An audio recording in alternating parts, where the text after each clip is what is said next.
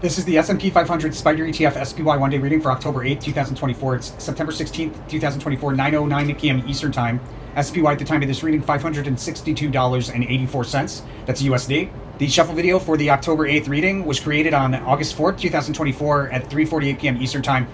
That's the video playing for you in the lower left corner. In this video, we're going to go over the overall trend direction for the day. We're going to talk about the chart behavior around the day's highest high and the chart behavior around the day's lowest low, as well as the general timing down to roughly about an hour as far as where they are throughout the day. And then we're going to get into where the best trades are and the chart behavior by the hour, basically. You have to give it plus or minus an hour here or there of wiggle room, and not in all readings, in a few readings here or there. But always pay attention to the sequence of events, because that will keep you on track if we are plus or minus a little bit here or there on the timing. So right off the bat, guys, it's going to be a very difficult reading to determine highs and lows. I wouldn't trade this day. That's based on the fact that we have 3 nullified cards, i.e. there's no correlations to these significator cards anywhere on the timeline, really, making it a bit more difficult to read.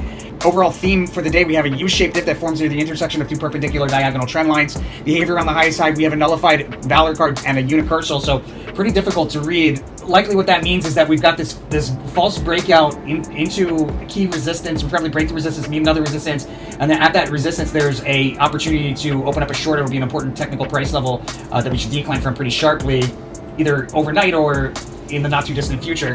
Behavior around the lowest low for the day, we have a pop and drop. It's somehow nullified, hard to read that one, but there is opportunity to open up a long position, most likely around the low here. Behavior, I'm advised to trade around a breakout on a multi-day scale, or on a one-day scale I should say, a breakout into a high. It is nullified, meaning that it most likely doesn't hold. Now, we opened lower in the pre-market, and we declined through multiple support levels into a revisiting of an important support level on a multi-day scale somewhere right around the open. Out of that, we should see a little bit of rallying in that first half hour, but that rally is halted by a decline through key support. An important resistance highlighted between 10 and 11, where we declined from the resistance, and we should return back to it in the not too distant future, some point in later in the day.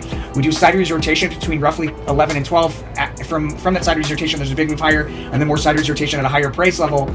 That sideways rotation takes us into a peak somewhere between 12 and 1 that we sell off from pretty notably. Well, it's hard to say, but there's a peak there between roughly 12 and 2. I'm leaning closer to 1 o'clock. We decline from it pretty sharply. There's opportunity there to open up a long position. It might be where the low, it's one of the places we might have a low, but it's really difficult to determine that, guys. And that decline into a low there doesn't last long. There's another big move just after 2 o'clock, it looks like. It's a fast move higher, ending a decline. There's a move through key resistance between roughly 1:30 and 3 o'clock. We stay above it briefly, and then we break back down through it shortly thereafter.